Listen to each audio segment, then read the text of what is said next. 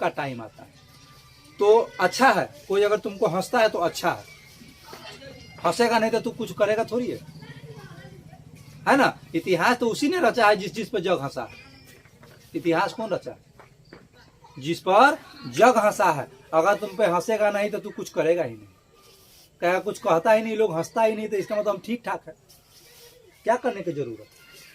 कुछ करने की जरूरत नहीं है। यदि तुम्हें पर हंसना शुरू कर दे, ताना मारना शुरू कर दे, तो कहेगा साला कुछ न कुछ करना पड़ेगा, इसका मुंह बंद करना पड़ेगा। मुंह बंद करने के लिए पिस्तौल का घुसा दिए मुंह में, ले बंद कर साला।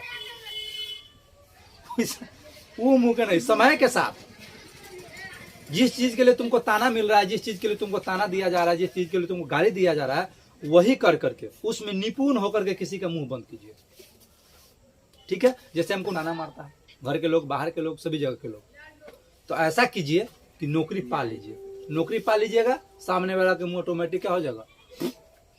क्या हो जाएगा? क्या हो जाएगा? बंद हो जाएगा। फिर ओपनर से उसको खोलना पड़ेगा, फिर भी नहीं खुलेगा। अब न खोलो, बहुत तरह से लचिए, है ना। तो हंसने दीजिए। आप पे लोग हंसता है, हंसने दीजिए, हंसेगा, है ना, तभी तो तू इतिहास रचेगा। तुम में जज्बा है, हर व्यक्ति में एक जज्बा होता है। अपने जज्बा को पहचानिए। किसको पहचानिए? जज्बा को पहचानिए, है ना। एक एम बनाइए, निरंतर भागिए, निरंतर प्रयास कीजिए। आज न तो कल वो प्रयास क्या होगा? सफल होगा तो होगा। भीमराव अम्बेडकर जी क्या कहेगा जानते हो? कहेगा कि शिक्षा उस शेरनी का दूध है जो जितना पिएगा उतना दहाड़ेगा।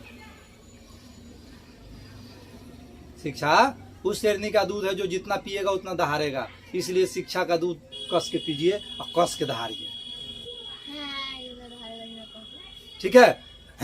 ये वाला दहाड़ नहीं, ये वाला दहाड़ नहीं दहाड़ना है। दहाड़ने का मतलब तो अपने गुण से, है ना, अपने शिक्षा से, शिक्षा से बदलाव की क्रांति लाओ। एक नया क्रांति लिखो, एक नया युग की रचना करो। उसको कहा जाता है, उसको दहाड़ कहते हैं। इन्हें कि उसको दहाड़ नहीं कहेंगे, उसको दहाड़ नहीं कहेंगे। हाँ, एपीजे अब्दुल कलाम को हम आदर्श मानते हैं। एपीजे अब्दुल कलाम क्या कहेगा जानते हो? उनका दो चार गो बात हमको याद है, सुने हुए नहीं है लेकिन कहीं पढ़े हुए। हम लोग उनको साक्षात नहीं देखे हुए, टीवी वगैरह पर देखे हुए। वो कहते थे सूर्य चमकता है क्योंकि वो जलता है। सूर्य चमकता है क्योंकि वो जलता है। यदि तुम्हें भी चमकना है तो जलो। और जलने का मतलब ही नहीं कि जाके पेट्रोल छिड़क के आग लगा ली है। जलने का मतलब हुआ मेहनत करो, परिश्रम करो, है ना। सफलता के पीछे भागो। जब तक सफल न हो तब तक मंजिल के पीछे भागो। तब तक सफल न हो जब तक मंजिल के पीछे भागो, और भागते रहो, भागते रहो, तब तक भागो साला जब तक मंजिल नहीं आ जाता। तो यहाँ पे ये जलने का मतलब हुआ। ये ना कि हम कह दो एपीजे अब्दुल कलाम ऐसा कहा तो जाके पेट्रोल लगा के आग लगा लेना, कहना कि हम जल गए अब तो सक्सेस हो जाएंगे। हाँ, सक्सेस हो। जलने का मतलब मेहनत की आग में जलना पड़ेगा। कथी की आग में जलना पड़ेगा? मेहनत की आग में जलना पड़ेगा। ठंडी गर्मी सब बर्दाश्त करना पड़ेगा। लोगों को गाली बर्दाश्त करना पड़ेगा। लोगों को कथी ताना बाना बर्दाश्त करना पड़ेगा। यदि ये सब बर्दाश्त करके आप पार कर गए तो मंजिल आपके आगे क्या कर रही है? इंतजार कर रही है। यदि किसी के ताना के सामने अगर आप झुक गए, छोड़ दिए, साला लोग हंसता ये नहीं करेंगे, लोग हंसता वो नहीं करेंगे, लोग बोलता ये नहीं करेंगे, अगर लोगों के चक्कर में पड़ोगे ना तो बर्बाद हो जाओगे। और वही ताना मारता है जो कुछ नहीं रहता है।